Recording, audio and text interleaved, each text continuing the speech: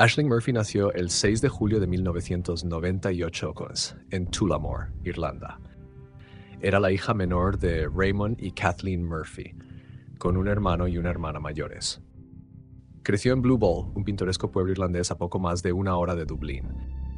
Desde que era niña, Aisling tenía claro lo que quería en la vida: convertirse en maestra.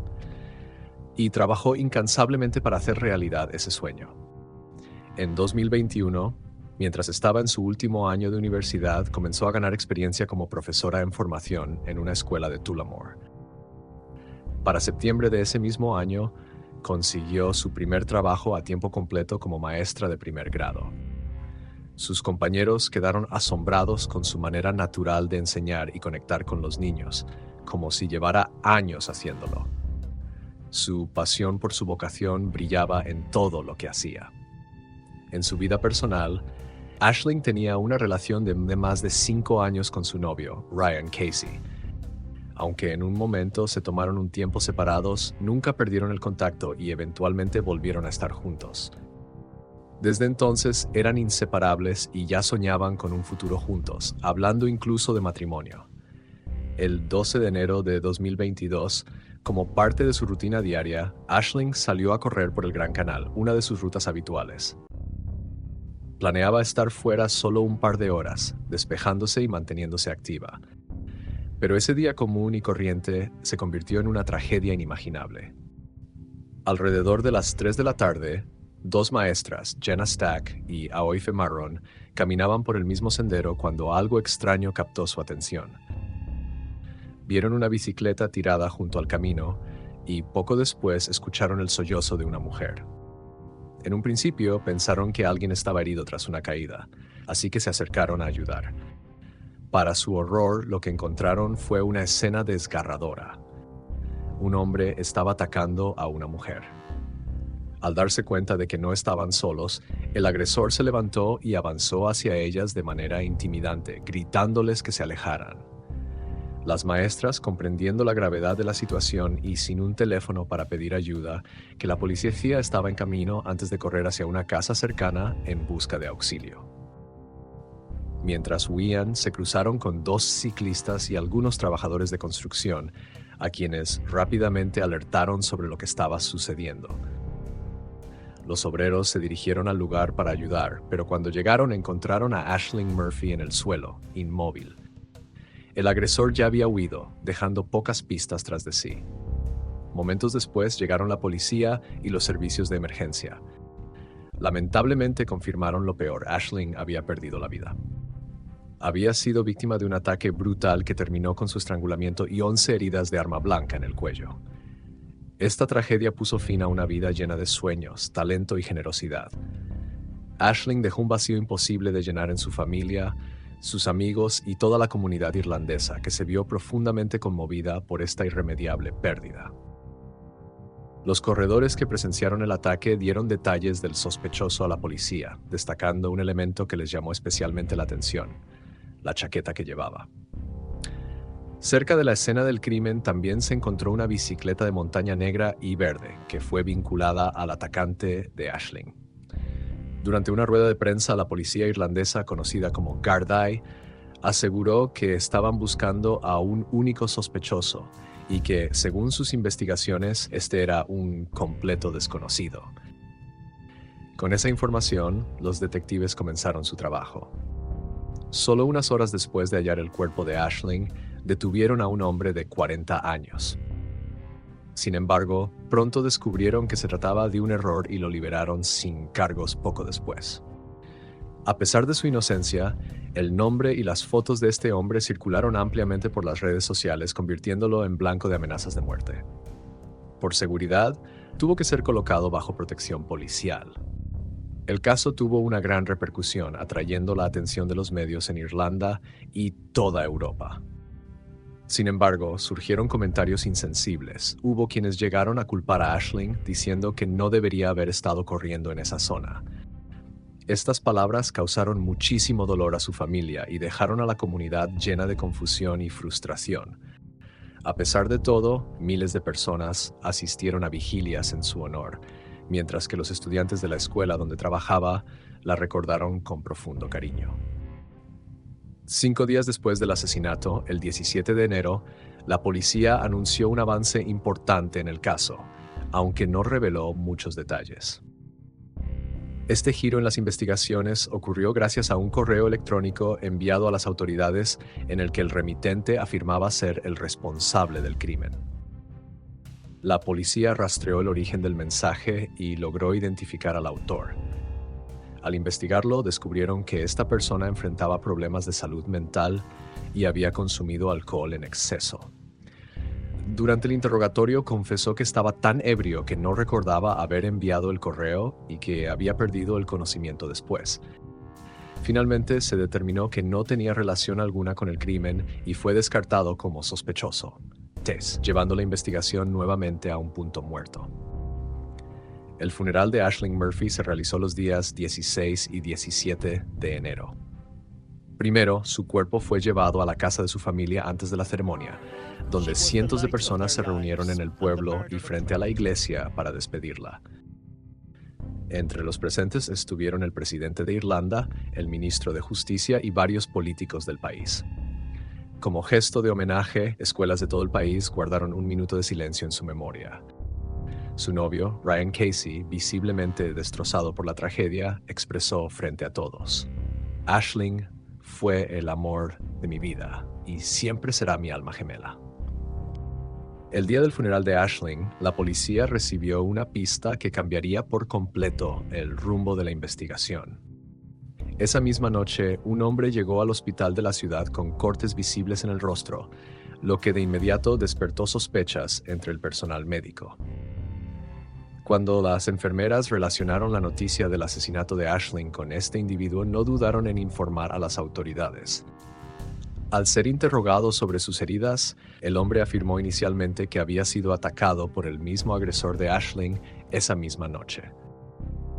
Sin embargo, su relato tenía demasiadas incoherencias y cambiaba una y otra vez. Finalmente, después de varias contradicciones, dijo un simple "lo siento" y confesó haber apuñalado a una mujer en el cuello, causándole la muerte. La policía tomó muestras de ADN del sospechoso, las cuales coincidieron con las encontradas bajo las uñas de Ashling. El hombre fue identificado como Joseph Puška, de 31 años, quien durante ese tiempo estaba bajo observación en el hospital. Puška, de origen eslovaco, había emigrado a Irlanda en 2015. Trabajaba como obrero en la construcción y vivía con su esposa y sus 5 hijos. Sin embargo, en las semanas previas al crimen, Joseph pasó gran parte de su tiempo en aplicaciones de citas, contactando al menos a 8 mujeres de la zona. Las autoridades sospechaban que usaba estas plataformas para buscar posibles víctimas de agresión sexual, lo que reforzó la teoría de que el ataque a Ashling también tuvo un componente sexual. Gracias a las grabaciones de cámaras de seguridad, la policía pudo reconstruir los movimientos de Joseph el día del asesinato. Por la mañana había seguido e incomodado a una mujer llamada Anne-Marie Kelly, mientras ésta caminaba cerca del canal. Joseph se bajó de su bicicleta y la observó de manera inquietante. Al darse cuenta de que estaba siendo seguida, Anne-Marie decidió tomar un sendero de barro, lo que impidió que él continuara en bicicleta. Poco después, la llegada de una furgoneta lo obligó a marcharse. Ese mismo día, Joseph persiguió a otras 3 mujeres en distintos momentos. Sus movimientos fueron captados por cámaras en varias ocasiones. Para los detectives, no había lugar a dudas. Joseph Puška era el responsable. Aunque inicialmente confesó el ataque en el hospital, más tarde negó estar involucrado y afirmó no recordar haber hecho ninguna declaración incriminatoria. Sin embargo, la fiscalía presentó pruebas irrefutables, grabaciones de CCTV, testimonios de testigos y evidencia de ADN. Por su parte, la defensa intentó ofrecer otra versión de los hechos. Alegaron que Joseph se había encontrado con Ashling ya herida, después de que otro hombre la atacara y que simplemente intentó ayudarla. Según esta teoría, los testigos habrían malinterpretado la escena y asumido que él era el agresor mientras intentaba detener el sangrado. Pero esta versión fue completamente rechazada. El 9 de noviembre de 2023, después de solo 2 horas de deliberación y 13 días de exposición de pruebas, el jurado alcanzó un veredicto unánime. Joseph Pushka fue declarado culpable del asesinato de Aisling Murphy. La historia que mencionaba a un supuesto atacante desconocido resultó ser poco creíble. Finalmente, el 17 de noviembre de 2023, durante la audiencia de sentencia, Joseph Pushka fue condenado a cadena perpetua. Así concluyó este trágico caso, aportando algo de justicia para Aisling y su familia. Antes de pasar a la siguiente historia, un like y suscribirte nos ayudaría muchísimo. Para ti es solo un clic, pero para nosotros significa mucho. Gracias.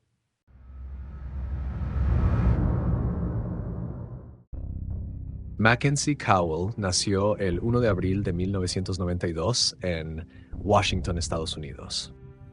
Desde pequeña tuvo una vida tranquila y normal. A los 17 años estaba en su último año de secundaria en Wenatchee High School, también en Washington.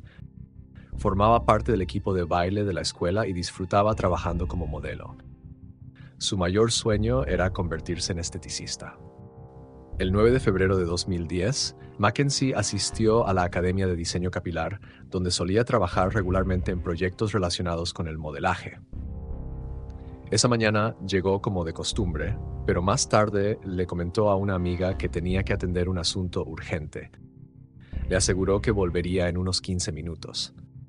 Salió por una calle lateral hacia el estacionamiento cercano, subió a su auto y desafortunadamente desapareció poco después. Al principio, sus compañeros de la academia no se preocuparon demasiado, pensando que quizás algo inesperado había cambiado sus planes. Sin embargo, cuando no regresó a casa a las 5 de la tarde, su padre Reed comenzó a preocuparse seriamente. Intentó contactarla varias veces llamándola y enviándole mensajes, pero no obtuvo respuesta. Con cada minuto que pasaba, su angustia aumentaba. Finalmente reportó su desaparición a la policía. Las autoridades actuaron de inmediato, tomándose el caso con gran seriedad desde el principio. Iniciaron una búsqueda en las cercanías del lugar donde Mackenzie fue vista por última vez y comenzaron a interrogar a quienes la conocían. Nadie, ni su novio, ni su madre, ni sus amigos, tenía idea de lo que pudo haber ocurrido. Poco después, Reed recibió una llamada, pero no era Mackenzie.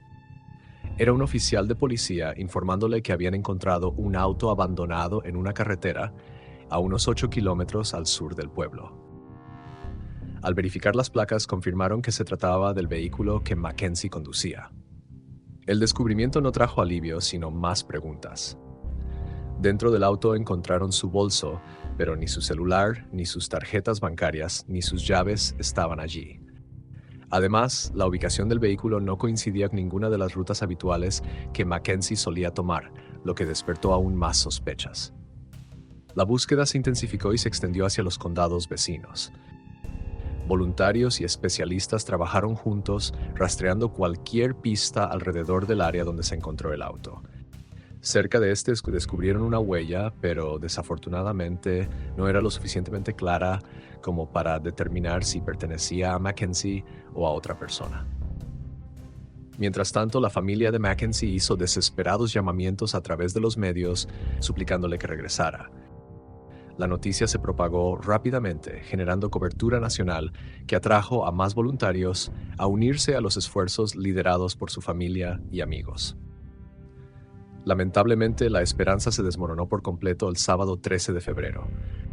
Lo que comenzó como una búsqueda llena de determinación e ilusión terminó con un desenlace trágico. La policía entregó una noticia desgarradora a la familia de Mackenzie. Su cuerpo había sido hallado en la orilla del río Columbia. La joven todavía llevaba la misma ropa que llevaba el día de su desaparición, y un cuchillo largo y dentado estaba incrustado en su hombro. Según las primeras investigaciones, el agresor intentó amputarle el brazo utilizando ese cuchillo antes de abandonar la escena. Los oficiales rápidamente acordonaron el área, permitiendo a los equipos forenses realizar un análisis exhaustivo. Cerca del cuerpo se encontraron una bolsa de basura negra y cinta adhesiva. Los resultados de la autopsia revelaron detalles impactantes. Primero, Mackenzie recibió un golpe contundente en la cabeza. Luego fue asfixiada y finalmente apuñalada en el cuello. El 25 de febrero, más de 1.800 personas, incluidos familiares y amigos, asistieron a una ceremonia conmovedora para despedirla. Mientras tanto, la investigación continuaba. Durante los primeros días, la policía recibió más de 800 pistas, pero la mayoría no llevó a ningún avance real. Entre los primeros interrogados estuvo Joaquín Villasano, el novio de Mackenzie. Admitió haber intercambiado mensajes con ella el día en que desapareció, aunque afirmó que no tuvo más contacto después de eso. Aunque no pudo pasar la prueba del polígrafo, Joaquín tenía una coartada sólida para el momento de la desaparición, por lo que fue descartado como sospechoso. Otro interrogado fue Joey Fisher, el novio de la madre de Mackenzie. Según la madre, Mackenzie y Joey no tenían una buena relación y con frecuencia discutían. Joey negó cualquier relación con el caso y fue liberado tras ser investigado. Sin resultados claros, los investigadores decidieron enfocar su atención en otras pistas. La policía entrevistó a compañeros y profesores de la escuela secundaria de Mackenzie y de la academia de belleza donde estudiaba. Todos coincidieron en que su vida parecía tranquila y normal, sin indicios de problemas. Sin embargo, tampoco se encontraron avances significativos en esta línea de investigación. Hasta que algo inesperado ocurrió. Un informante policial, involucrado en actividades de tráfico de drogas, compartió con los detectives una espeluznante versión de lo que podría haber sucedido. Según él, 2 hombres vinculados al narcotráfico secuestraron y asesinaron a Mackenzie tras confundirla con un informante encubierto. El informante afirmó que el crimen había sido grabado en video y ocurrió en un bar a solo 50 metros de donde se encontró el cuerpo de Mackenzie. Con esta información, la policía interrogó a los 2 sospechosos señalados por el informante, Sam Cuevas y Emanuel Cerros. Sin embargo, los registros telefónicos de ambos confirmaron que no se encontraban en la zona durante el momento del asesinato. En consecuencia, ambos fueron liberados. Más adelante, el informante admitió haber inventado la historia debido a presiones externas. Su declaración fue descartada, dejando otra vez a los detectives sin ninguna pista sólida y devolviéndolos al punto inicial de la investigación. El siguiente gran avance en el caso ocurrió 6 meses después del asesinato, en agosto. La policía recibió una carta anónima en la que el autor afirmaba que el responsable de la muerte de Mackenzie Cowell era un hombre llamado Christopher Wilson, alguien conocido por quien envió la carta. Christopher era descrito como una persona tranquila y reservada, con una conexión previa con Mackenzie, ya que ambos estudiaban en la misma academia de diseño capilar.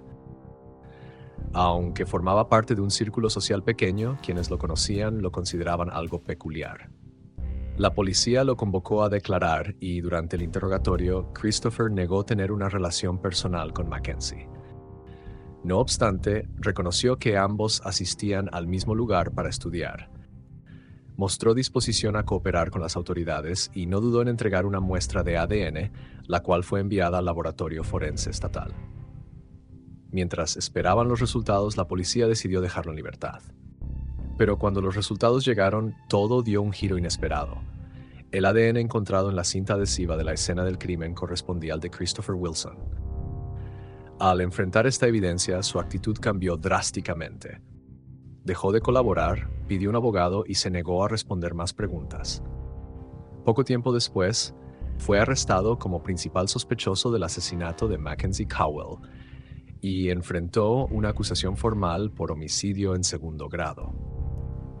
En los meses previos al juicio, los detectives empezaron a indagar en la vida y personalidad de Christopher. Entrevistaron a personas que lo habían conocido y los testimonios que recopilaron fueron inquietantes. Según ellos, Christopher tenía una fascinación inusual por los asesinos en serie y solía hablar con frecuencia sobre ellos. Incluso se había tatuado la imagen de Hannibal Lecter, lo que reforzaba la percepción de su oscuro interés. Además, un conocido de su etapa como aprendiz en una funeraria local reveló detalles perturbadores.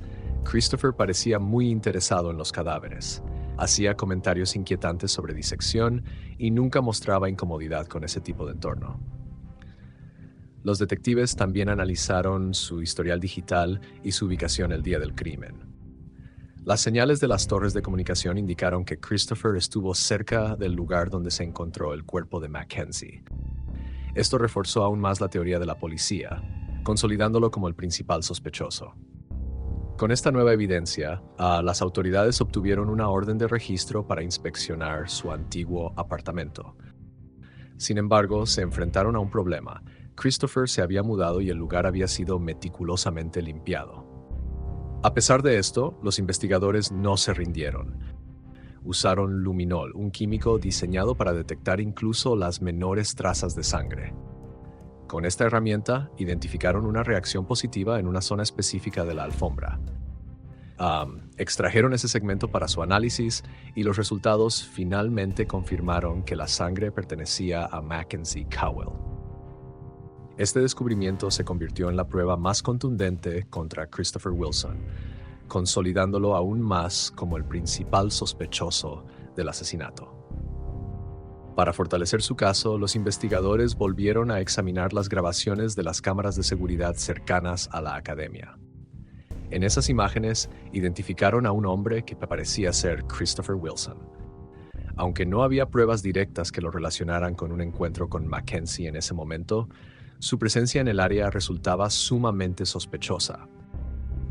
Sin embargo, no existían registros de llamadas ni mensajes entre ellos, y de hecho, nunca antes habían tenido contacto alguno. Durante la investigación, la policía interrogó a Tessa, la exnovia de Chris, y confiscó su teléfono para analizarlo. En el dispositivo encontraron un video inquietante, grabado en el apartamento de Chris. En esas imágenes se veía a Chris con otras dos personas, mientras al fondo, la cámara captaba lo que parecía ser una gran mancha en la alfombra. Según las autoridades, esa mancha podría haber sido sangre seca, potencialmente de Mackenzie. En un segundo video, grabado 4 días después, se mostraba la alfombra completamente limpia. Además, al inspeccionar el automóvil de Chris, encontraron restos sospechosos, incluyendo manchas que fueron enviadas a análisis. También hallaron un cuchillo debajo de uno de los asientos y 3 colillas de cigarro. Estas colillas se enviaron a un laboratorio y las pruebas de ADN coincidieron perfectamente con los perfiles encontrados junto al cuerpo de Mackenzie. Con toda esta evidencia, tanto física como circunstancial, los fiscales consideraron que tenían suficiente para llevar a Christopher Wilson a juicio por el asesinato de Mackenzie Cowell. A pesar de esto, Chris se declaró inocente y contrató al reconocido abogado John Henry Brown, famoso tanto por su habilidad para atraer la atención mediática como por su experiencia en casos complicados. Brown argumentó que las manchas de sangre encontradas en el apartamento de Chris eran evidencia plantada por las autoridades, señalando que las pruebas eran pequeñas y poco concluyentes. Sin embargo, el caso tomó un giro inesperado. La fiscalía le ofreció un acuerdo para declararse culpable de homicidio en segundo grado, lo que reduciría su condena a tan solo 6 años y medio en prisión. Chris rechazó la oferta, defendiendo su inocencia de manera insistente. Pero un año después, al enfrentarse a cargos más graves y el riesgo de una sentencia mucho más larga, Christopher cambió de decisión. Optó por aceptar un acuerdo y se declaró culpable. Finalmente fue condenado a 14 años y 3 meses de prisión por el asesinato de Mackenzie Cowell. En diciembre de 2023, Christopher Wilson fue librado bajo libertad condicional. Hoy, el asesino de Mackenzie Cowell camina libre.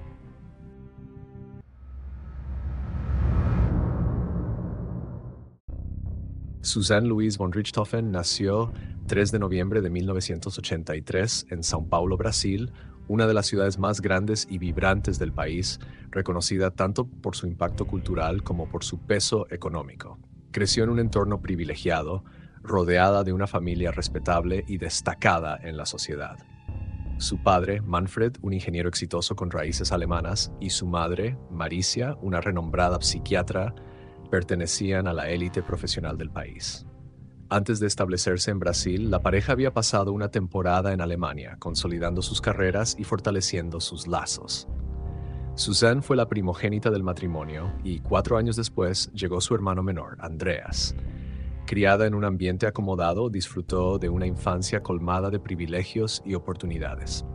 La familia residía en una elegante mansión valorada en unos $600,000 y contaba con diversas inversiones que aseguraban su estabilidad financiera. Suzanne estudió en prestigiosas instituciones donde destacó como estudiante brillante, reconocida por su inteligencia y dedicación. Durante la secundaria participó activamente en eventos sociales, ampliando su círculo de amistades. También mostró interés por el arte y se involucró en la práctica de diferentes deportes. La posición económica de su familia fue un pilar importante durante sus años de formación. Tanto Suzanne como Andreas tuvieron acceso a una educación de alto nivel, incluyendo estudios en una escuela alemana en Brasil. Suzanne dominaba varios idiomas como alemán, portugués, español e inglés, lo que llenaba de orgullo a sus padres. Aunque sobresalía académicamente y por sus habilidades, era conocida por ser reservada y mantener un perfil discreto, una característica que parecía haber heredado de sus padres, quienes preferían una vida tranquila, lejos del centro de atención. En agosto de 1999, en un tranquilo domingo, la familia Richthofen decidió pasar el día en un parque cercano. Andreas, el hermano de Suzanne, era tan reservado y tímido como ella. Ambos tenían pocos amigos y Andreas solía invertir la mayor parte de su tiempo frente a la computadora. Su gran pasión eran los aviones a escala, así que eligieron ese parque porque allí ofrecían clases de modelismo aéreo. Fue durante esta visita que la familia conoció a Daniel Craviños, un joven instructor de 18 años que, sin que nadie pudiera imaginarlo, marcaría un antes y un después en sus vidas. Daniel, nacido en 1981, vivía con su familia en São Paulo. A diferencia de Suzanne, él creció en un hogar humilde, enfrentando dificultades económicas y lejos de los privilegios con los que ella había sido criada. Sin embargo, compartían un interés en común, los aviones a escala. Daniel los adoraba tanto que participaba en competencias y llegó a ser campeón de Brasil, además de obtener el 5º lugar en un torneo mundial. Pero, a pesar de sus éxitos, estos no le brindaban estabilidad económica, así que decidió trabajar como instructor. Desde la primera vez que Daniel vio a Suzanne en el parque, quedó completamente fascinado por ella y buscó impresionarla. Sin embargo, el interés no era recíproco. En aquel momento, Suzanne estaba interesada en otro instructor. Durante meses intentó acercarse al chico que le gustaba y finalmente reunió el coraje para confesar sus sentimientos, pero fue rechazada. Lo que para Suzanne fue una decepción, para Daniel se convirtió en una oportunidad. Con paciencia y persistencia, logró captar su atención y, eventualmente, conquistarla. Así comenzó su relación. Suzanne tenía 16 años y Daniel 18. Al principio, los padres de Suzanne no se opusieron al romance. Veían a Daniel como un joven respetuoso y con buenas intenciones, pero para 2001 comenzaron a notar cambios preocupantes. Daniel pasaba cada vez más tiempo en casa de Suzanne y su influencia parecía perjudicial. Ambos comenzaron a llevar un estilo de vida imprudente y lleno de excesos. Suzanne, que debería haberse concentrado en su último año de secundaria y sus exámenes, empezó a descuidar sus estudios. Pasaba largas horas en casa de Daniel, un lugar caótico y desordenado. Daniel vivía con su hermano mayor, Christian, de 25 años, y juntos llevaban una vida bastante conflictiva. Organizaban fiestas ruidosas, molestaban a los vecinos y mostraban poco respeto a todos a su alrededor, sin que nadie en casa los corrigiera. Este ambiente caótico resultaba extrañamente atractivo para Suzanne, quien había crecido bajo estrictas reglas familiares. Para ella, esa aparente libertad era emocionante, una oportunidad para romper con las restricciones de su vida. El panorama se oscureció aún más cuando Suzanne conoció al hermano mayor de Daniel, Christian, quien tenía una histórica reputación por sus problemas con las drogas. A pesar de haber pasado por múltiples intentos de rehabilitación, Christian seguía consumiendo y lamentablemente introdujo tanto a Daniel como a Suzanne en ese mundo. En poco tiempo, ambos comenzaron a consumir con frecuencia éxtasis y cocaína, sumergiéndose en un ciclo destructivo de excesos y descontrol. La última víctima de esta peligrosa adicción fue Andreas, el hermano menor de Suzanne. Apenas tenía 13 años cuando comenzó a consumir drogas. Admiraba profundamente a Daniel y lo veía como un modelo a seguir. Por eso jamás se atrevía a rechazar las ofertas que él le hacía. Incluso llegaba a escaparse de casa por las noches solo para pasar tiempo con él. Mientras tanto, sus padres estaban completamente ajenos, sin imaginar que poco a poco estaban perdiendo a sus dos hijos. Suzanne, por su parte, había terminado la secundaria y soñaba con su futuro en la universidad. Su meta era convertirse en abogada y logró ingresar a la Pontificia Universidad Católica de São Paulo. Pero ni siquiera los estudios lograron alejarla de Daniel.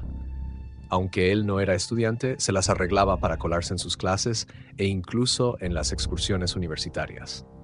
Los dos habían caído en una relación de completa dependencia mutua. Daniel, por otro lado, había renunciado a su trabajo como instructor de modelismo aéreo, una profesión que nunca le apasionó y que hacía solo por dinero. Mientras tanto, Suzanne comenzó a dedicar todo lo que tenía a mantenerlo. Para seguir financiándolo, empezó a pedir más dinero a sus padres, quienes siempre habían sido generosos al cubrir los gastos de su educación sin cuestionar demasiado. Sin embargo, pronto empezaron a notar señales de alarma. Las calificaciones de Suzanne cayeron drásticamente y sus gastos aumentaron de manera inexplicable. Con el tiempo, Manfred y Maricia, los padres de Suzanne, comenzaron a sospechar que Daniel era una influencia negativa. Lo veían como alguien que solo estaba con ella por interés. Su preocupación creció aún más al descubrir que Andreas también había caído en el consumo de drogas. Decidieron entonces tomar cartas en el asunto y enfrentaron directamente a Suzanne, prohibiéndole ver a Daniel. Para sorpresa de todos, ella aceptó sin protestar. En un principio, todo pareció volver a la normalidad. Suzanne dejó de vivir en el campus y regresó a casa mientras continuaba asistiendo a la universidad. A menudo decía que pasaría la noche en casa de una amiga, pero en secreto seguía viendo a Daniel. Usaba el dinero que recibía de sus padres para pagar moteles o quedarse en su casa, ocultando cuidadosamente la relación. La verdad salió a la luz en abril de 2002. Una noche, Maricia, con sospechas, decidió llamar a la casa de la supuesta amiga y descubrió que Suzanne nunca se había quedado ahí. Una vez más, sus padres la confrontaron y le prohibieron tajantemente cualquier contacto con Daniel, esta vez con medidas mucho más estrictas. Pero la presión solo empeoró las cosas. Suzanne se distanció emocionalmente de sus padres, volviéndose fría, desafiante e incontrolable. Las discusiones en casa se volvieron constantes y ella comenzó a evitar pasar tiempo con su familia.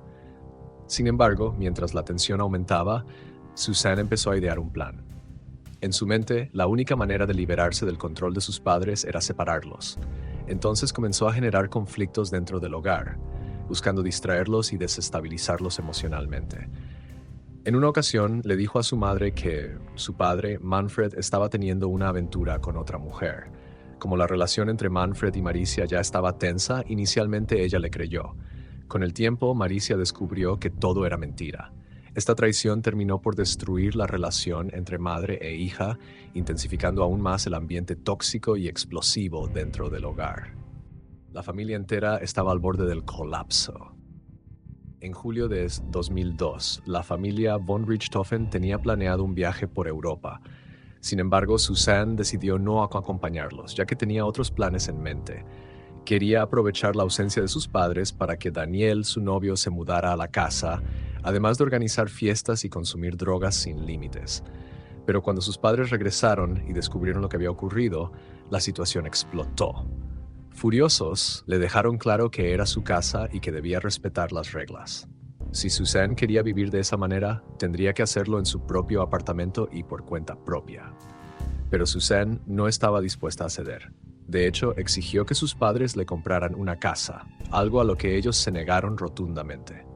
Le dejaron claro que si quería independizarse, tendría que trabajar y ganar su propio dinero. Desde ese momento, las discusiones en la familia se hicieron cada vez más frecuentes y cargadas de tensión. Pese a la prohibición de sus padres, Suzanne continuó viendo a Daniel en secreto, desafiando sus órdenes constantemente. La situación se volvió tan conflictiva que, en algunas ocasiones, la policía tuvo que intervenir para calmar los ánimos. Durante una de estas discusiones, Manfred, harto de la situación, perdió el control y terminó abofeteando a Suzanne.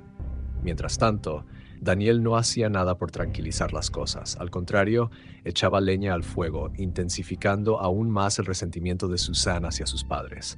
Fue en este clima de constantes tensiones y enfrentamientos que ambos comenzaron a tramar un plan siniestro. Finalmente, en octubre de 2002, Suzanne y Daniel tomaron una decisión aterradora: asesinar a los padres de Suzanne. Sin embargo, sabían que no podían hacerlo solos, y ahí fue donde entró Christian, el hermano mayor de Daniel. Christian estaba en aprietos, con grandes deudas acumuladas con traficantes locales y necesitaba dinero con urgencia. Suzanne y Daniel vieron una oportunidad en su desesperación y le ofrecieron un trato. Si los ayudaba a llevar a cabo su plan, le darían una suma importante de dinero. Sin pensárselo demasiado, Christian aceptó. La noche del 31 de octubre de 2002, Suzanne, Daniel y Christian idearon un plan aterrador. Sin embargo, antes de ejecutarlo, había un obstáculo que sortear: Andreas. No querían ni lastimarlo ni involucrarlo, así que necesitaron una excusa para apartarlo de la casa. Justo antes de la medianoche, lograron convencerlo de salir por la ventana de su habitación y lo llevaron a una cafetería que estaba abierta toda la noche. Con Andreas fuera del lugar, alrededor de las 11 de la noche, el trío regresó discretamente a la casa. Ya días antes, Suzanne había desactivado el sistema de alarma para lo que venía. Ella fue la primera en entrar. Subió al segundo piso y confirmó que sus padres estaban profundamente dormidos. Bajó rápidamente para decirles a Daniel y Christian que el camino estaba libre. Con todo listo, Daniel y Christian se colocaron guantes quirúrgicos para no dejar rastros. Tomaron un par de barras de hierro y subieron al dormitorio principal en completo silencio. Atacaron sin darles tiempo a reaccionar. Manfred, el padre, apenas logró procesar lo que estaba ocurriendo antes de perder la conciencia tras los golpes. Maricia, la madre, despertó en medio del ataque e intentó defenderse, pero su esfuerzo fue en vano. En el forcejeo sufrió múltiples heridas. A pesar de su resistencia, los hombres no se detuvieron hasta dejarla inconsciente. Pero entonces notaron algo alarmante. Maricia seguía viva. Un sonido ahogado escapaba de su garganta. Daniel no lo dudó. Corrió al baño, empapó 2 toallas y regresó para sofocarla hasta asegurarse de que ya no respiraba. Durante todo el proceso, Suzanne estaba ahí, de pie en la habitación. Observaba sin signo alguno de remordimiento ni miedo. Con los cuerpos inmóviles siguió la siguiente parte del plan: fingir que todo había sido un robo fallido. Revolvieron la casa, tirando objetos al suelo para simular desorden, mientras Suzanne recogía las joyas y el dinero en efectivo más valioso. Luego huyeron de la escena. Parte del botín fue usado para pagarle a Christian por su colaboración, dejándolo en un lugar apartado. Suzanne y Daniel, en cambio, se dirigieron a un motel de lujo en la ciudad. Allí actuaron con una frialdad escalofriante, pasando la noche en la piscina como si nada fuera fuera de lo normal. Más tarde, volvieron a recoger a Andreas de la cafetería y regresaron los 3 juntos a la casa familiar. Pero había un macabro detalle en este plan. Suzanne y Daniel no querían ser quienes se toparan primero con los cuerpos. Querían que fuera Andreas quien descubriera la escena del crimen. Y así ocurrió. Cuando entraron, Andreas, completamente ajeno a lo que había sucedido, quedó paralizado al presenciar probablemente la imagen más traumática de su vida: sus padres asesinados de manera brutal en su habitación. No pasó mucho tiempo antes de que llegara la policía. Aunque todos intentaban parecer conmocionados, las investigaciones comenzaron de inmediato. Desde el principio hubo detalles que no encajaban. Por ejemplo, la alarma de seguridad había sido desactivada con el código correcto, lo que indicaba que el responsable debía ser alguien cercano a la familia. Además, el supuesto robo parecía un montaje obvio. Muchas pertenencias de valor seguían intactas, algo que no cuadraba con la idea de un asalto. Poco a poco las piezas comenzaron a encajar y las sospechas no tardaron en apuntar en una dirección cada vez más clara. El día después del crimen, todas las miradas se centraron en Suzanne como la principal sospechosa. Sin embargo, lo más desconcertante fue su actitud. Actuaba con una tranquilidad casi perturbadora, como si nada hubiera sucedido. Incluso fue vista disfrutando de un día relajado junto a su piscina. Pero lo que realmente levantó alarmas fue lo que hizo después. Comenzó a preguntar sobre la herencia y consultó a conocidos sobre la posibilidad de vender la casa familiar. Para los investigadores era solo cuestión de tiempo antes de que cometiera un error que desenmascarara su implicación. Sin embargo, el primer gran giro no vino de Suzanne, sino de Christian.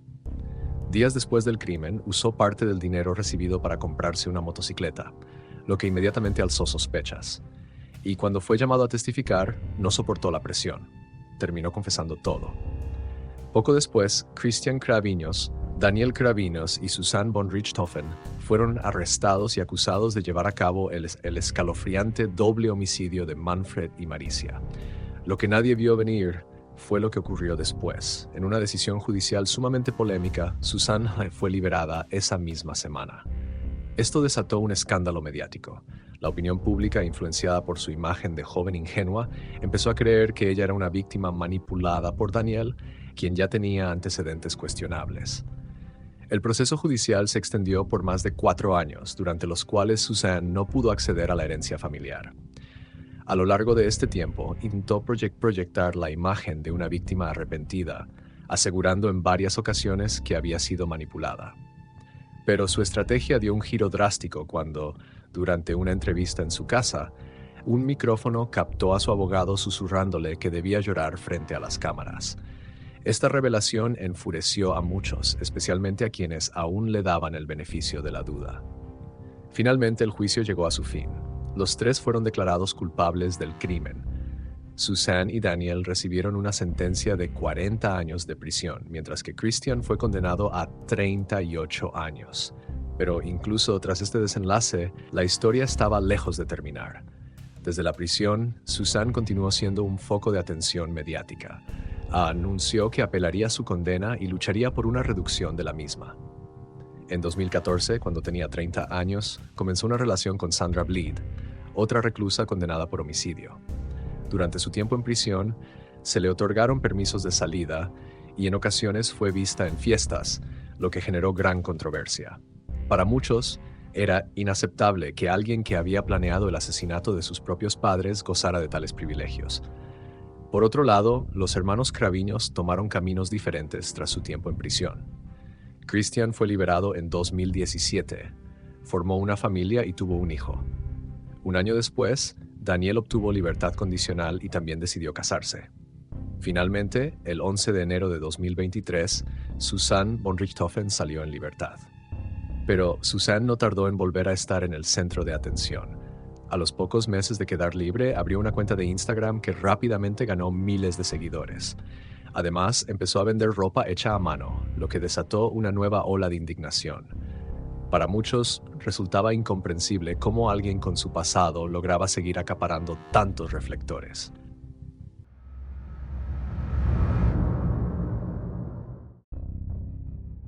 Maple Battaglia nació el 4 de marzo de 1992 en Nueva Delhi, India. Desde muy pequeña, su familia tomó la decisión de buscar una vida mejor y emigró a Canadá. Se establecieron en Surrey, Columbia Británica, donde Maple pasó la mayor parte de su infancia. Desde el comienzo, Maple destacó por ser una joven brillante, trabajadora y muy querida por quienes la conocían. Tenía un sueño muy claro: quería ser doctora.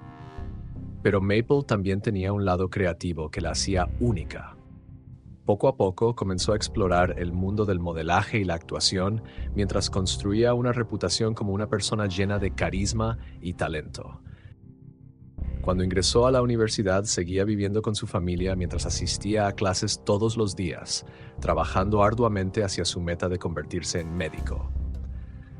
A pesar de que los estudios eran su prioridad, nunca abandonó su pasión por el arte. Maple siempre buscó balancear ambas metas con dedicación y entusiasmo.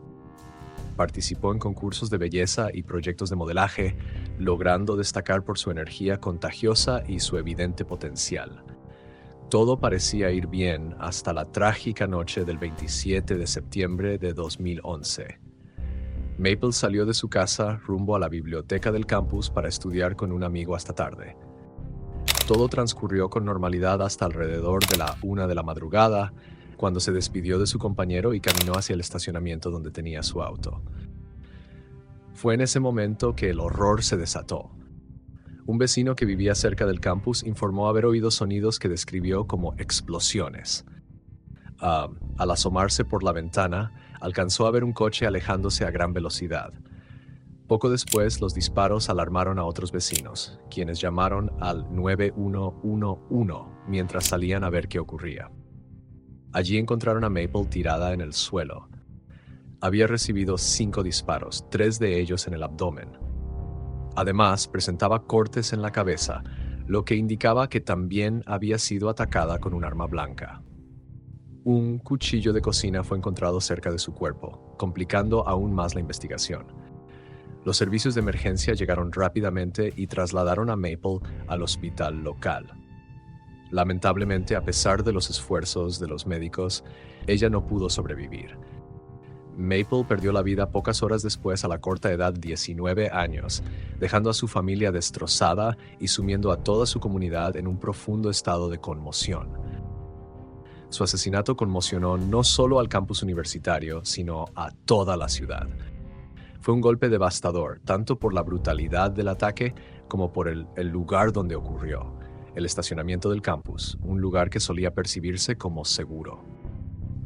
La ausencia de testigos directos dejó muchas preguntas sin respuesta y sembró el miedo entre los estudiantes, quienes no podían evitar preguntarse si el culpable seguía cerca, entre ellos. Cuando los detectives iniciaron la investigación, una de las primeras preguntas que surgió fue si el ataque había sido premeditado. Algo que les llamó poderosamente la atención fue que tanto la cartera como las pertenencias de Maple permanecían intactas, lo que eliminaba el robo como posible motivo. La noticia del asesinato pronto se difundió en el campus y los estudiantes no tardaron en unirse en solidaridad.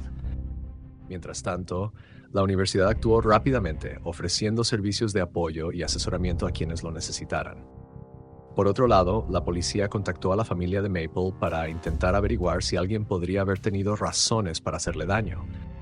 Según ellos, Maple no tenía enemigos conocidos.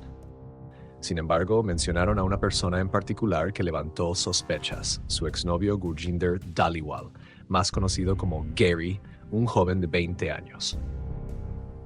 Maple y Gary habían mantenido una relación de 4 años que terminó a comienzos de 2011, de forma bastante tensa.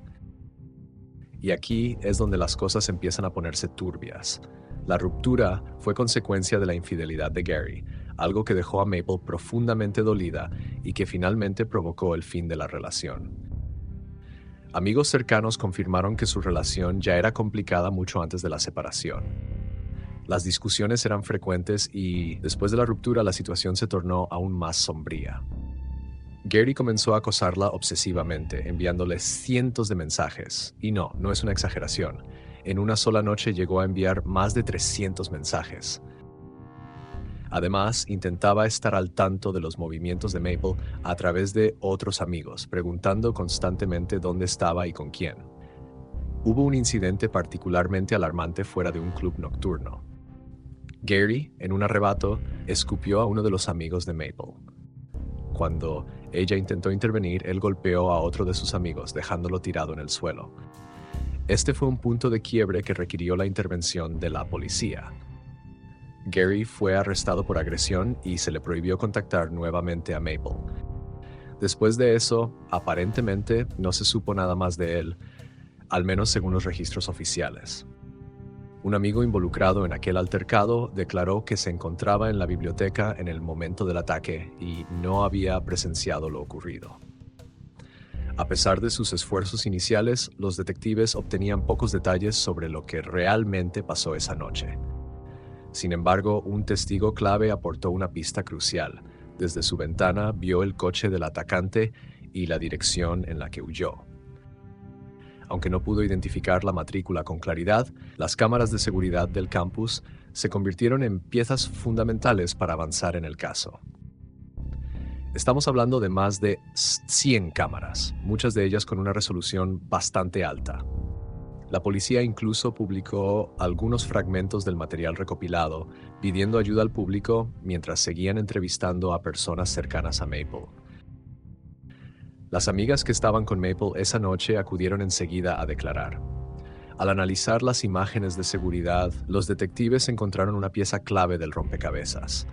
Alrededor de las 8 de la noche, las cámaras captaron un coche blanco entrando al estacionamiento. Este vehículo permaneció detenido durante un largo tiempo antes de volver a moverse. Más tarde, cuando Maple y su amiga llegaron al lugar, Quedó claro que el conductor del auto sabía perfectamente que Maple estaría allí. Si algo estaba fuera de cualquier duda, era esto: aquel asesinato había sido cuidadosamente planificado. Los días se transformaron en semanas, luego en meses, y antes de darnos cuenta, había pasado más de un año desde el trágico asesinato de Maple. Sin embargo, el culpable seguía libre. Con la esperanza de avanzar en la investigación, los detectives decidieron tomar un nuevo enfoque.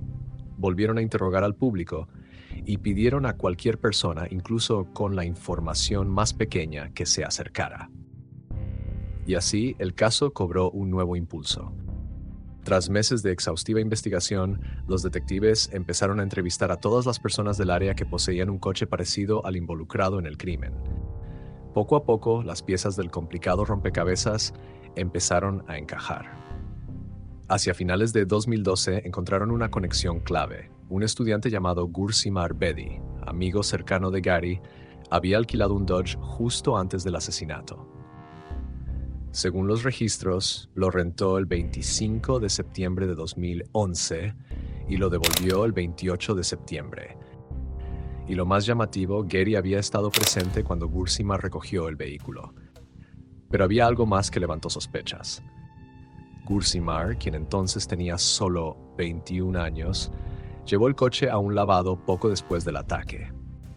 Este hecho no pasó desapercibido para los investigadores. Siguiendo ese rastro, la policía logró localizar el vehículo. Aunque había pasado un año y el auto había sido lavado la misma noche del crimen, los expertos encontraron un casquillo de bala en el capó. Al analizarlo, descubrieron que coincidía con las balas usadas en el asesinato de Maple. Finalmente, el 1 de diciembre de 2012, las autoridades sorprendieron al público al anunciar el arresto de 2 personas relacionadas con el caso. Como muchos ya sospechaban, los detenidos eran Gary Dhaliwal, el exnovio de Maple, y su amigo más cercano, Gursimar Bedi. Gary fue acusado de asesinato en primer grado, mientras que Gursimar enfrentó cargos de asesinato en segundo grado por ayudar a Gary a escapar tras el crimen. De acuerdo con la policía, Maple había seguido adelante con su vida, tanto en lo social como en lo profesional, lo que enfureció a Gary, quien fue descrito como posesivo y extremadamente celoso. Ambos hombres insistieron en su inocencia, pero el juicio se extendió por más de 4 años debido a constantes retrasos. Finalmente, en 2016, Gary, que ya tenía 26 años, se declaró culpable de asesinato en segundo grado y fue condenado a cadena perpetua, aunque con posibilidad de libertad condicional. Para la familia de Maple, este veredicto trajo algo de consuelo tras un largo y doloroso camino. Agradecieron el apoyo de las autoridades, los amigos de Maple y la comunidad estudiantil. Sin embargo, ese alivio se transformó en frustración en 2019, cuando un controvertido fallo permitió que Gary accediera a permisos supervisados para salir de prisión. Mientras tanto, Gursimar Bedi, de 27 años, fue absuelto del cargo de asesinato en segundo grado, pero recibió una sentencia de 22 meses de prisión por su complicidad en el caso. Actualmente ya se encuentra en libertad. En 2017, se lanzó un documental que relató esta desgarradora historia. La producción recibió varios premios en su categoría, destacando el impacto que tuvo en el público. Además, desde 2019, se entrega anualmente la Beca de Arte Maple Battaglia, un reconocimiento destinado a jóvenes artistas, creado con el propósito de honrar y mantener vivo el legado de Maple.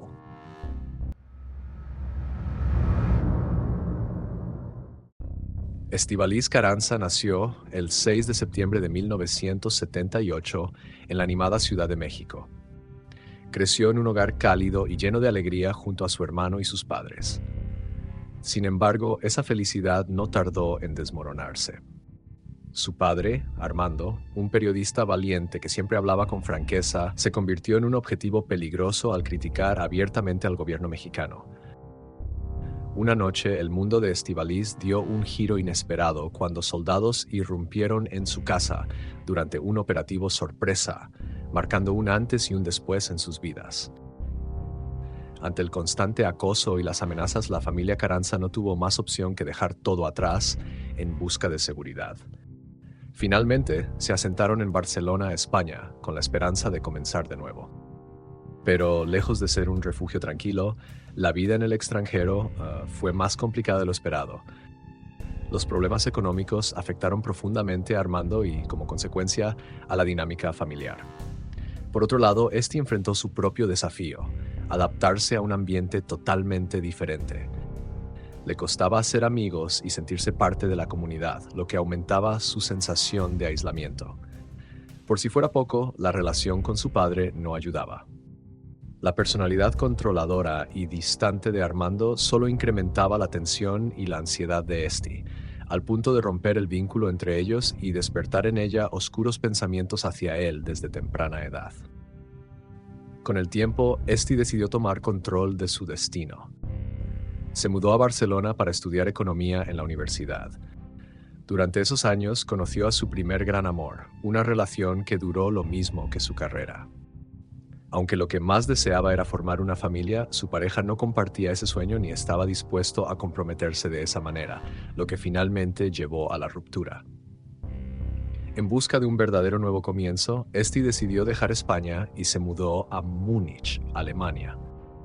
Allí encontró trabajo en una heladería y llevó una vida tranquila, al menos hasta que conoció a Holger, un colega de trabajo. Desde el principio hubo una conexión especial entre ellos, y aunque los separaban 15 años de diferencia, eso no fue un obstáculo para iniciar un romance. Holger no tardó mucho en proponerle matrimonio, y Esti aceptó llena de ilusión. Al principio, todo parecía ir de maravilla. Sin embargo, Holger tenía unas convicciones muy firmes y decidió abstenerse de tener relaciones íntimas antes del matrimonio, algo que Esti toleró con paciencia. Pero una vez casados, las cosas cambiaron drásticamente. Holger comenzó a esquivar conversaciones sobre tener hijos y poco a poco se volvió más controlador, lo que desgastó la relación. Emocionalmente agotada, Esti tomó una decisión importante en 2005. Junto a Holger se mudaron a Viena, Austria, donde lograron abrir su propia heladería, un sueño que, al menos en ese momento, ambos compartían. En 2007, Esti conoció a un hombre llamado Manfred.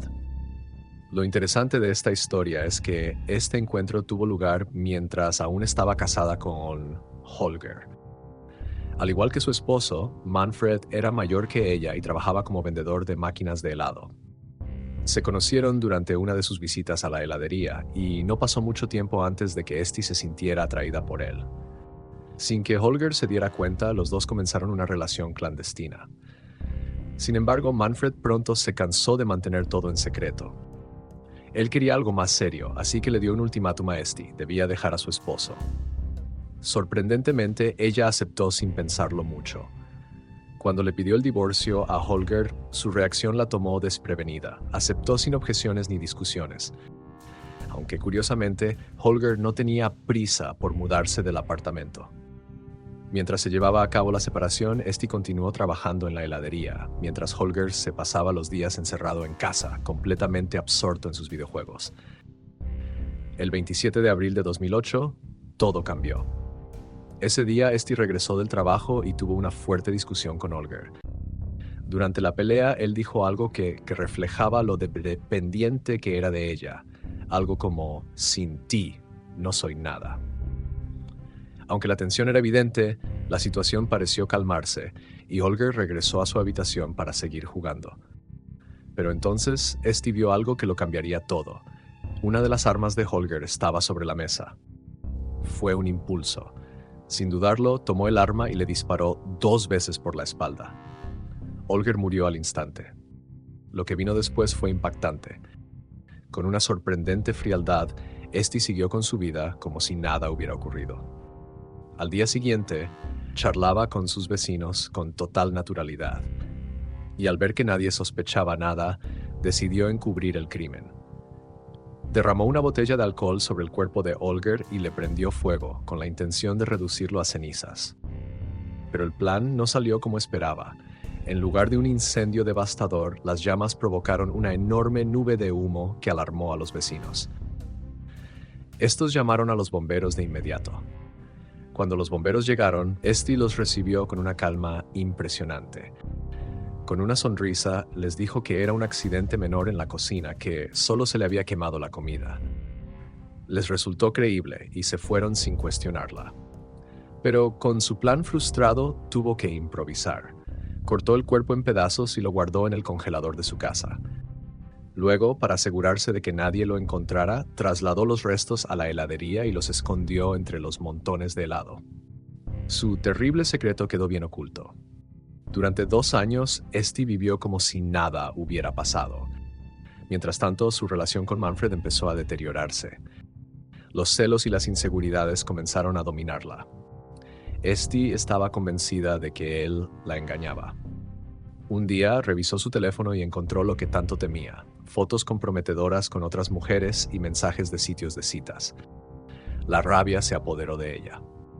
La noche del 21 de noviembre de 2010, la tensión llegó a un punto insostenible. Durante una discusión, Manfred se encerró en su habitación para intentar calmar las cosas, pensando que así terminaría el conflicto. Lo que no sabía era que Esti ya había tomado una decisión. Con frialdad esperó hasta que él se durmiera. Luego tomó su arma y lo mató de 2 disparos. Pero esta vez ella estaba más preparada. Había comprado una nueva sierra eléctrica semanas antes. Repitió su macabro método. Desmembró el cuerpo y lo escondió en el congelador de la heladería, junto a los restos de Holger. Meses después, Esti informó a la policía sobre la desaparición de Manfred. Increíblemente, nadie la relacionó con el hecho. De hecho, poco tiempo después comenzó otra relación. Esta vez con Roland, un hombre de 47 años, que como los anteriores también era mayor que ella. Cuando lo conoció, Roland ya estaba en una relación, pero para Esti eso no fue un obstáculo. El 6 de junio, Esti llegó a su trabajo como lo hacía cualquier otro día. Sin embargo, en cuanto tocó la puerta de la tienda, un escalofrío recorrió su cuerpo. Algo no estaba bien. Sus compañeros susurraban entre ellos con caras llenas de preocupación. Intrigada y a la vez un tanto nerviosa, se acercó a uno de ellos para preguntar qué estaba pasando. La respuesta la dejó helada. Una tubería se había roto en la tienda vecina y mientras los obreros trabajaban en el sótano para repararla, encontraron algo escalofriante. Esti sintió como el pánico comenzaba a apoderarse de ella. Sabía que su oscuro secreto estaba a punto de salir a la luz. Actuando sin pensarlo mucho, agarró algo de dinero y su pasaporte y salió de allí lo más rápido que pudo. Sin mirar atrás, huyó. Poco tiempo después, las autoridades llegaron al lugar. En solo unas horas, identificaron los cuerpos encontrados y comenzaron a seguir el rastro de Esti. Mientras tanto, ella ya había comprado un boleto para París y se dirigía al aeropuerto.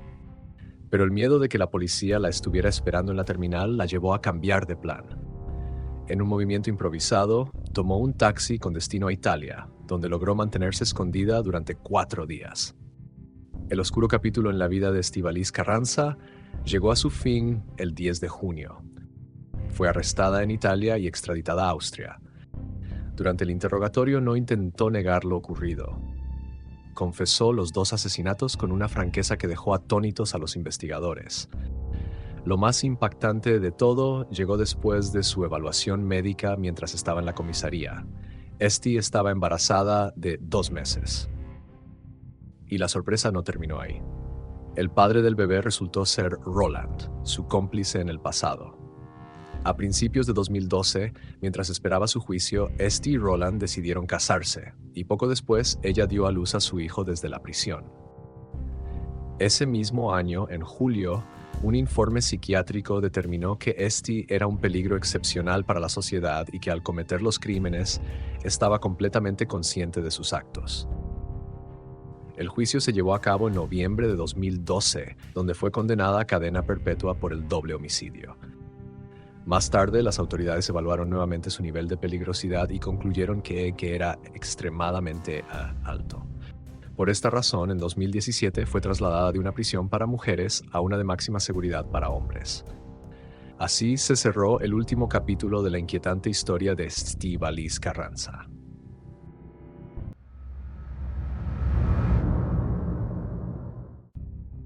Douglas Benefield nació el 2 de octubre de 1962 en el condado de Santa Clara, California. Desde pequeño destacó en todo lo que hacía, pero durante la secundaria y preparatoria brilló especialmente en la lucha libre, un deporte que le inculcó la disciplina que marcaría su vida. Tras graduarse, continuó con sus estudios universitarios en Texas. Aunque hay pocos detalles sobre sus primeros años, algo siempre fue evidente. Su pasión por la tecnología y la innovación era inquebrantable.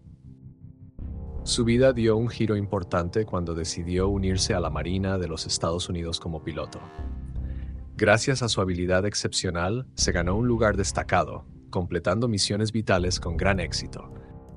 Pero no se detuvo ahí. Más tarde se involucró en la comunidad de inteligencia naval, donde desempeñó un papel crucial en el desarrollo de tecnologías innovadoras para diversos usos. Sin embargo, su talento no se limitaba solo a esto. Douglas exploró otros campos, dejando su huella tanto en el mercado inmobiliario como en la industria de la restauración, logrando resultados admirables en ambos. En el ámbito personal, su vida fue igual de interesante, aunque con sus altibajos. Se casó varias veces, pero su primer matrimonio fue breve. Después de ese capítulo inició una nueva búsqueda que lo llevó a conocer al amor de su vida, Renee. Juntos construyeron una relación sólida basada en respeto y cariño. En 2001, su felicidad alcanzó un nuevo nivel con la llegada de su hija, Eva, quien se convirtió en el corazón de la familia. Eva no solo iluminó sus vidas, sino que también heredó la belleza y el icónico cabello dorado de Renee, siendo una extensión de su madre. Para muchos, la vida de los Benefield parecía un cuento de hadas, pero el destino les jugó una carta trágica. En 2015, Renee falleció inesperadamente debido a una afección cardíaca no detectada. Su muerte fue un golpe devastador para la familia, especialmente para Eva, quien con solo 15 años encontró a su madre sin vida al llegar de la escuela. Con el corazón roto, la joven llamó a su padre, quien en ese momento estaba fuera de la ciudad. A partir de ese día, Douglas asumió completamente el papel de padre y madre para Eva, dedicándole todo su tiempo y energía. A pesar de su dolor, le prometió a su hija que jamás se volvería a casar ni buscaría otra relación. Sin embargo, la vida tenía otros planes para él. En agosto de 2016, durante un evento de recaudación de fondos para la campaña presidencial de Ben Carson, conoció a Ashley Byers, una joven de 24 años que trabajaba como directora de campaña para Donald Trump. Ashley nació y creció en Texas, pero pasó gran parte de su infancia y adolescencia en Maryland junto a su madre. Desde muy pequeña, su amor por el ballet era innegable, y esta pasión la llevó a perseguir una carrera como bailarina profesional. Llegó a formar parte de varias compañías de danza, pero eventualmente su estatura se convirtió en un obstáculo dentro de ese competitivo mundo. En 2015, después de tomar una difícil decisión, Ashley dejó el ballet y se mudó a Florida, donde comenzó a abrirse paso como modelo. Pero Ashley no solo tenía amor por las artes, también sentía un fuerte interés por la política. Desde los 21 años, estaba registrada como republicana y participó activamente en las campañas de Donald Trump. Fue en este ámbito político donde conoció a Douglas. Él quedó cautivado por su carisma e inteligencia y no tardó demasiado en acercarse a ella. Rápidamente encontraron intereses en común, formando una conexión profunda en muy poco tiempo. Tan intensa fue su relación que apenas 6 días después de conocerse, ya se decían «te amo». Douglas no perdió el tiempo y poco después le propuso matrimonio. Aunque existía una diferencia de 30 años entre ellos, ambos decidieron seguir adelante sin dudarlo. En tan solo 13 días tomaron una decisión inesperada: se casarían. Sin embargo, esta noticia no fue recibida con alegría por todos. Para Eva, la hija de Douglas, fue un golpe difícil de asimilar. Tras la muerte de su madre, su padre le había prometido que no se volvería a casar, por lo que esta decisión reabrió heridas que aún no habían sanado. Con mucho dolor, Eva le expresó a Douglas que se sentía traicionada. Él trató de tranquilizarla, sugiriendo que Ashley podría convertirse en una figura materna en su vida, pero la idea no fue bien recibida, especialmente considerando que había solo 9 años de diferencia entre ambas. Las tensiones se intensificaron después de la boda. Ashley se mudó a la casa familiar en Carolina del Sur, pero la convivencia desde el inicio presentó desafíos. Según Eva, Ashley apenas hacía esfuerzos por desarrollar una relación con ella. En este ambiente incómodo, Eva encontró apoyo en su mejor amiga, Sydney, quien terminó mudándose con ellos. La presencia de Sydney fue un alivio para Eva, ya que le ayudaba a sobrellevar las complicaciones en casa y a distraerse. Lo que comenzó como un matrimonio lleno de entusiasmo, poco a poco se convirtió en un torbellino de conflictos. Un año después de casarse, las discusiones entre Ashley y Douglas eran constantes. En una de esas disputas, Ashley leyó el diario de Eva y descubrió que la joven la detestaba. Este acto desencadenó un enorme enfrentamiento que alcanzó su punto más crítico cuando Douglas, en un arrebato de furia, disparó al techo. Este incidente marcó uno de los momentos más oscuros en la familia. Sorprendentemente, solo 2 días después de aquel episodio, la pareja celebró una segunda boda rodeada de familiares y amigos. A pesar de las dificultades, parecía que estaban determinados a salvar su relación. Con el tiempo, encontraron un nuevo propósito que les ayudó a acercarse. Ashley, quien siempre había soñado con tener su propia compañía de ballet, compartió esa aspiración con Douglas. Juntos decidieron crear un espacio inclusivo donde bailarines de diferentes trasfondos pudieran desarrollar su talento. Este proyecto no solo les dio un objetivo en común, sino que también les ofreció la oportunidad de reinventar su relación y construir algo significativo juntos. Bailarines de todas partes del mundo llegaron llenos de sueños y esperanzas, ilusionados con la idea de formar parte de una academia de ballet que prometía ser un paraíso. Todo parecía perfecto desde el inicio. Les habían ofrecido beneficios increíbles, seguro médico familiar, salarios competitivos y hasta la posibilidad de conseguir visados para Estados Unidos. Pero, cuando todo estaba a punto de comenzar, llegó una noticia que cambiaría el rumbo de todo. Ashley, fundadora de la academia, estaba embarazada. La sorpresa no solo complicó las cosas, sino que la obligó a dejar el proyecto justo antes de que iniciara. A partir de ese momento, lo que comenzó como un sueño perfecto empezó a desmoronarse. Para Eva, una de las bailarinas y además hija de Ashley y Douglas, la noticia traía una revelación aún más inesperada. Resulta que su padre, Douglas, había asegurado que se había hecho una vasectomía. Así que el embarazo de Ashley encendió dudas y tensiones que complicaron todavía más una situación ya de por sí delicada. En el verano de 2017, los bailarines llegaron emocionados a Charleston, listos para empezar sus ensayos. Pero lo que encontraron allí fue desconcertante. No había un estudio adecuado para practicar, y lo más inquietante de todo era la ausencia de Ashley. Mientras ella lidiaba con un embarazo complicado, Douglas trataba de tomar el control del proyecto, aunque su experiencia en el mundo del ballet era nula. A pesar de sus intentos por mantener a todos calmados con promesas y discursos optimistas, con el tiempo esas palabras se sintieron más vacías que esperanzadoras. Poco a poco, las cosas fueron de mal en peor. Las discusiones entre Ashley y Douglas se volvieron cada vez más intensas hasta que todo explotó. En plena disputa, Ashley hizo una acusación impactante. Señaló a Douglas como el responsable de la muerte de Renee, madre de Eva. Sin embargo, esta acusación quedó desestimada cuando la autopsia confirmó que Renee falleció por una condición cardíaca preexistente.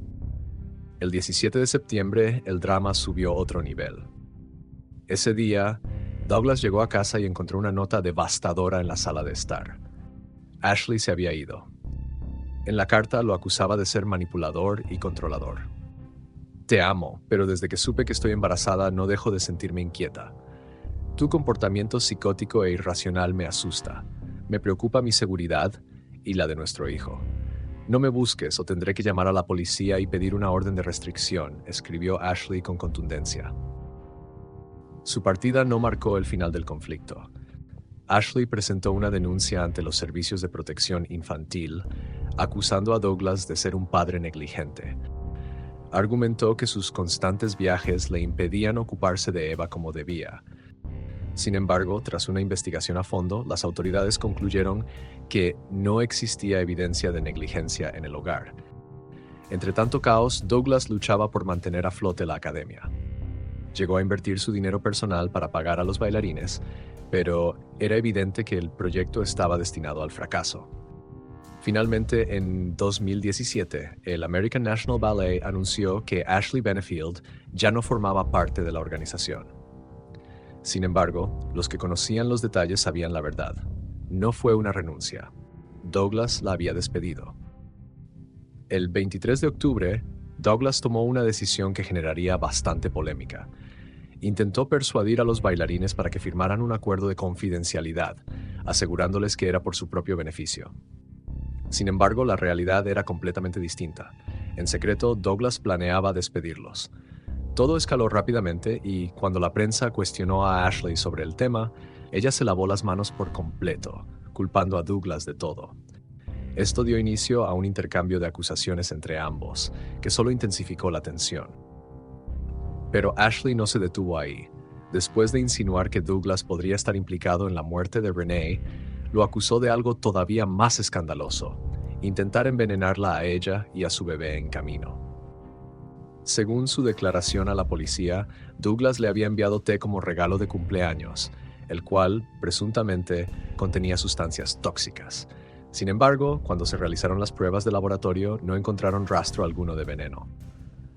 A pesar de esto, Ashley persistió en su versión y aseguró que estaba siendo expuesta a metales pesados, lo que la llevó a someterse a múltiples estudios médicos.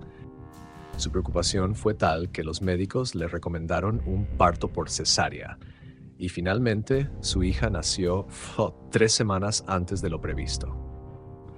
Mientras todo esto sucedía, Douglas permanecía al margen sin imaginar lo que se desarrollaba.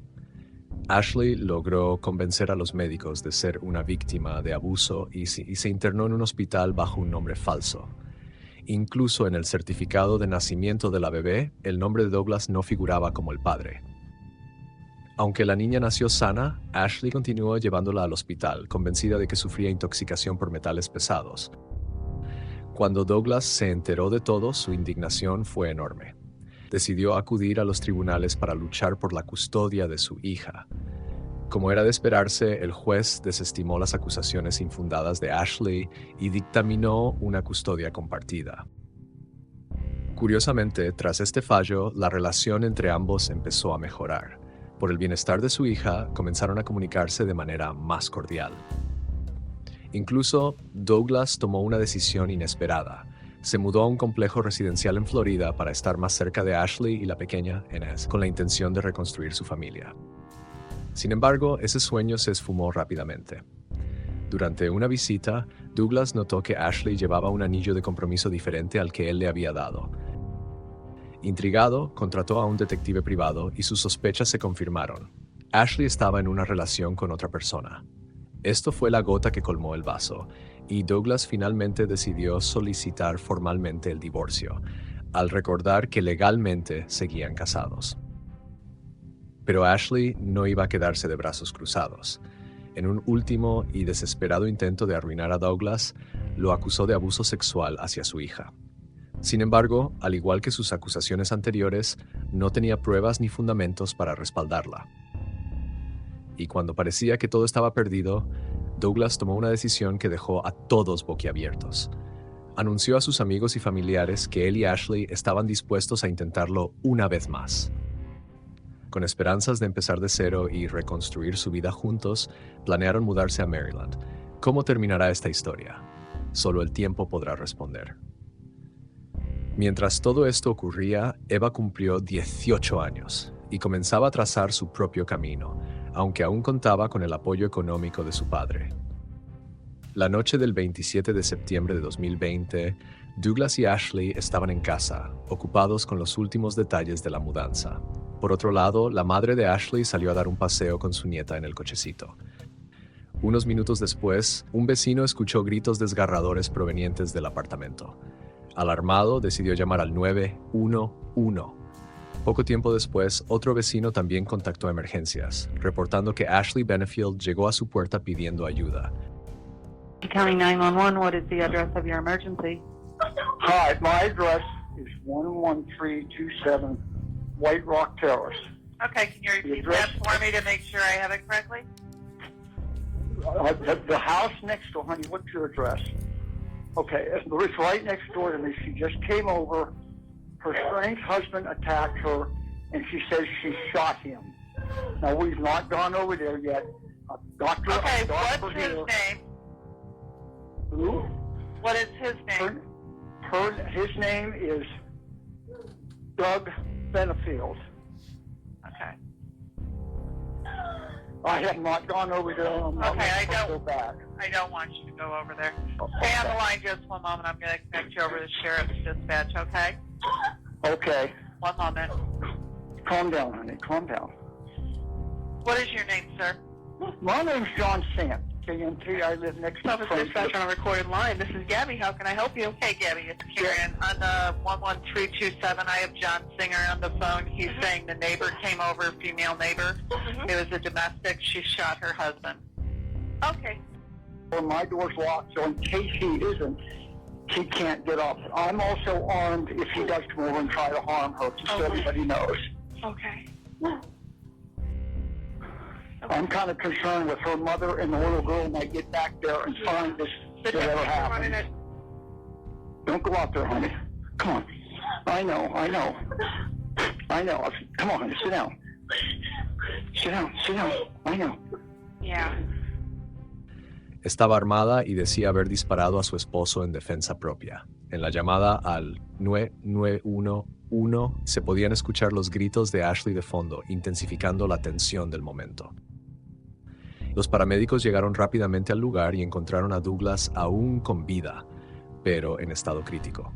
Fue trasladado de inmediato al hospital, con heridas de bala en la pierna derecha, el brazo derecho y el pecho. Lamentablemente, a pesar de todos los esfuerzos médicos, Douglas falleció unas horas después. Mientras tanto, la policía aseguraba la escena del crimen y entrevistaba a Ashley, quien reafirmaba que disparó para protegerse. Por ello, no fue arrestada esa noche. A la mañana siguiente, Eva recibió la noticia más devastadora de su vida. Su padre había muerto. El dolor fue indescriptible. Al mismo tiempo, los detectives dedicaron horas a examinar la escena del crimen y pronto notaron inconsistencias en la versión de Ashley. No encontraron ningún arma en posesión de Douglas ni señales de que hubiera intentado agredirla. Además, el cuerpo de Ashley no mostraba lesiones que respaldaran su declaración de defensa propia. 5 semanas después del incidente, la investigación concluyó que Ashley había asesinado deliberadamente a su esposo. Finalmente fue arrestada y acusada de homicidio en segundo grado. En la audiencia del 3 de diciembre de 2024, Ashley Benefield fue condenada a 30 años de prisión.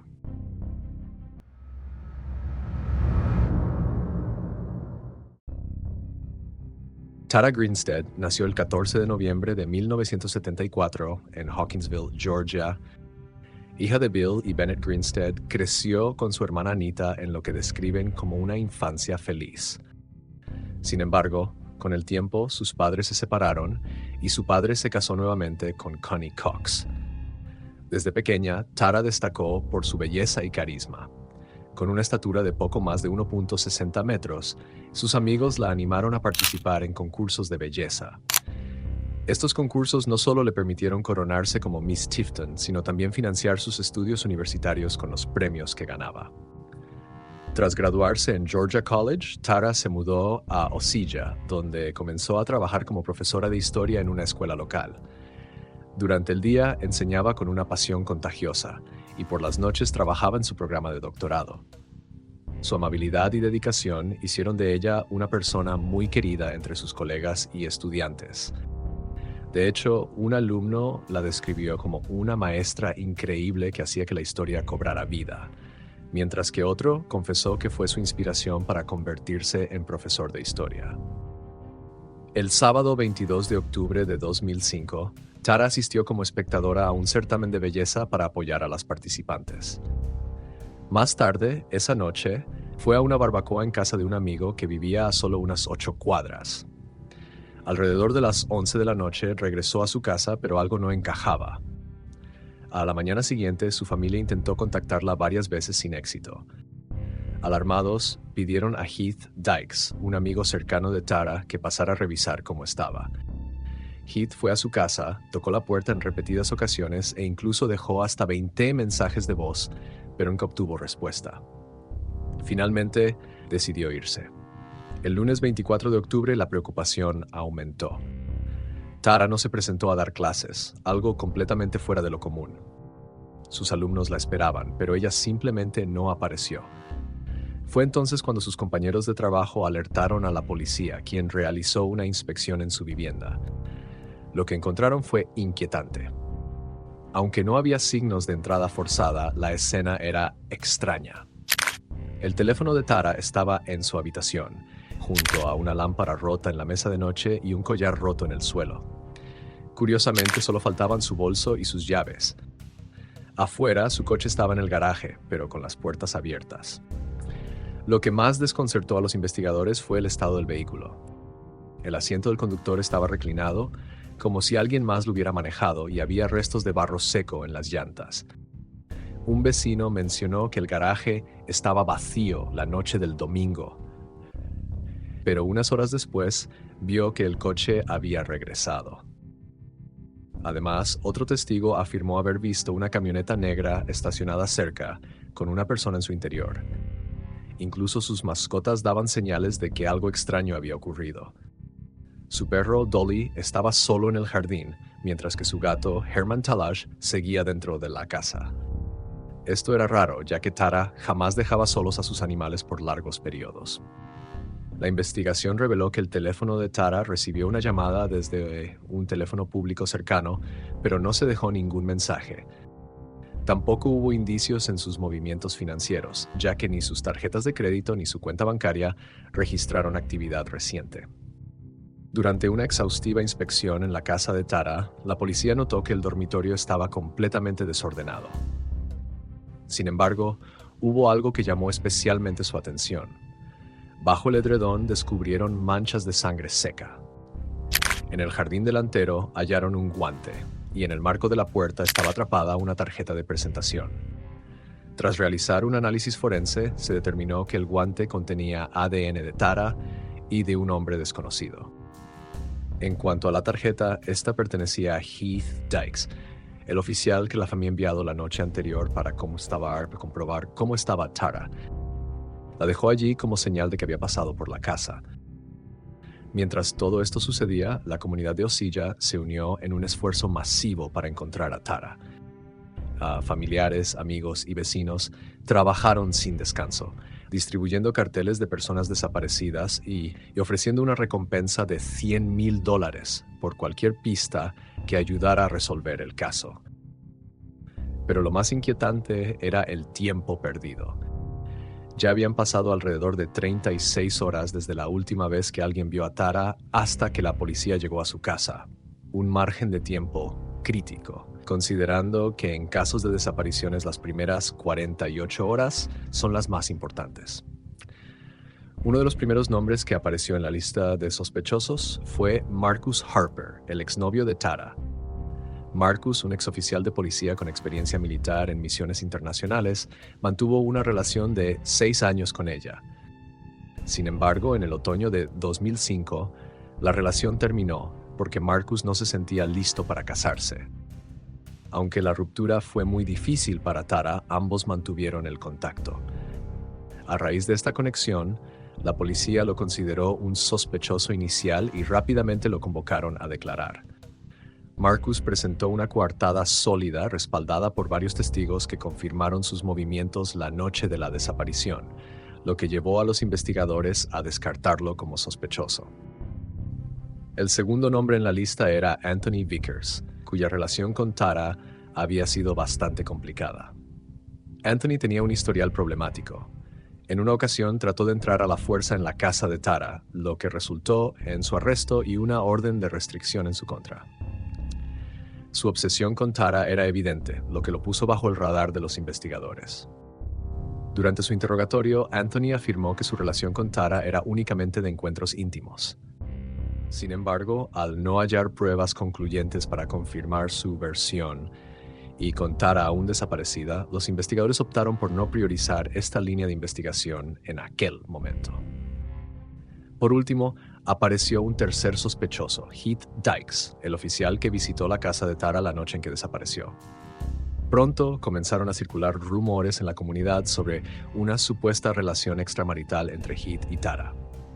Sin embargo, tanto la familia como los amigos cercanos de Tara desmintieron rotundamente esas especulaciones. Afirmaron que Tara no era ese tipo de persona y que tales rumores no eran más que habladurías sin fundamento. Los días se transformaron en semanas, las semanas en meses y los meses en años. Durante todo ese tiempo, los detectives recibieron cientos de pistas, pero ninguna logró llevarlos a un resultado concreto. En un punto surgió una teoría bastante extraña. Se planteó que la desaparición de Jennifer Kesse en Florida, ocurrida solo unos meses después de la desaparición de Tara, podía estar conectada con su caso. Sin embargo, tras una exhaustiva investigación, las autoridades descartaron completamente cualquier relación entre ambos casos. En 2008, la familia Greenstead vivió otra dura tragedia. Bennett, la madre de Tara, falleció sin haber obtenido respuestas sobre lo que le pasó a su hija. Como si esto no fuera ya suficiente dolor, en febrero de 2009, la historia tuvo un giro completamente inesperado. Un hombre que se hacía llamar Catch Me Killer comenzó a subir videos a internet, diciendo que era un asesino serial responsable de la muerte de 16 mujeres, entre ellas Tara Greenstead. El nombre Catch Me Killer suele estar relacionado con criminales que desafían a las autoridades, dejando pistas supuestamente cruciales, aunque sin ninguna intención real de ser atrapados. Los videos eran perturbadores.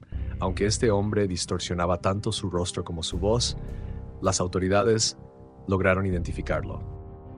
Se trataba de Andrew Haley, un joven de 27 años, y tras investigarlo descubrieron que todo era un elaborado fraude. Todas sus declaraciones resultaron ser completamente falsas y fue descartado como sospechoso en el caso de Tara. Ya en 2010, a 5 años de su desaparición, la familia de Tara se enfrentó a otro golpe desgarrador. Tara fue declarada legalmente muerta.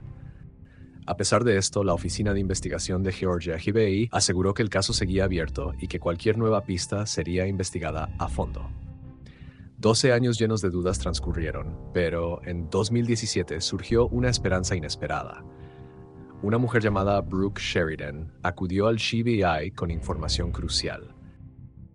Según Brooke, su novio, Bo Dukes, le confesó que su amigo Ryan Duke había sido el responsable del asesinato de Tara en 2005.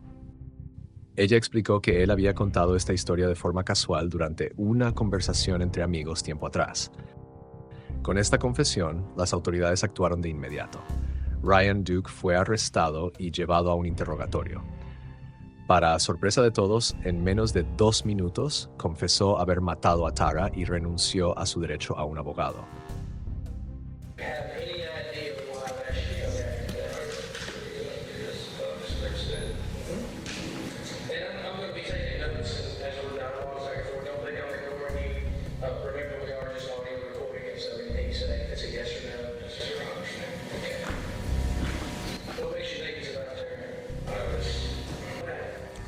I used to break into people's houses just to steal money. I was a drug addict.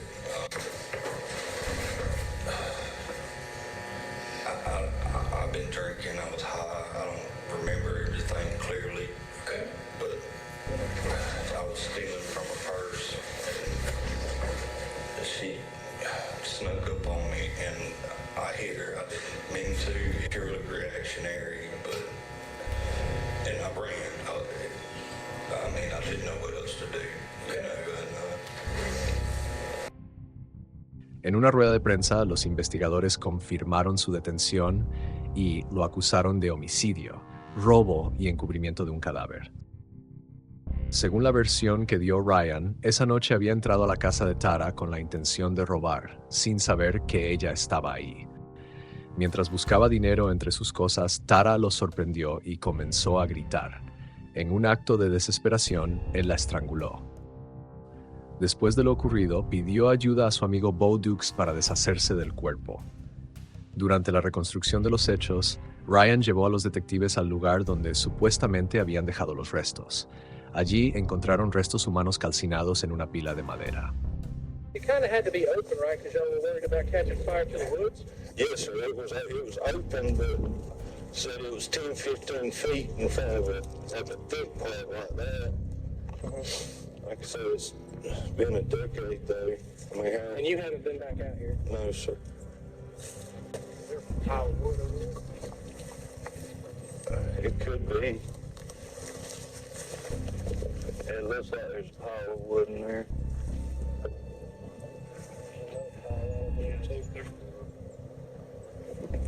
I mean, when y'all got done burning it, I mean, Yeah, we burn all the wood. I mean, you don't remember seeing any bones or anything left after y'all got done burning? no, sir.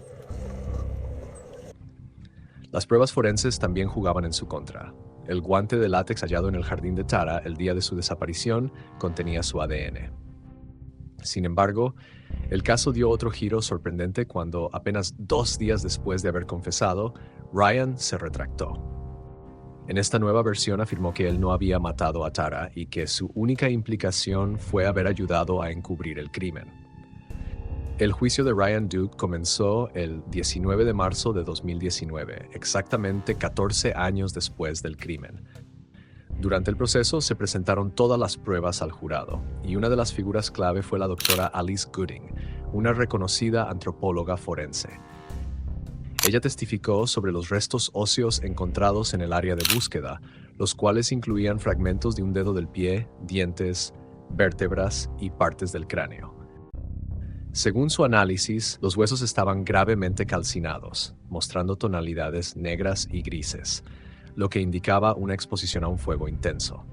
En total identificaron alrededor de 20 fragmentos óseos, todos pertenecientes a un único individuo adulto. Durante su testimonio, Ryan Duke insistió en que él no asesinó a Tara Greenstead y afirmó que el verdadero culpable era Bo Dukes. A diferencia de Ryan, Bo tenía un largo historial delictivo.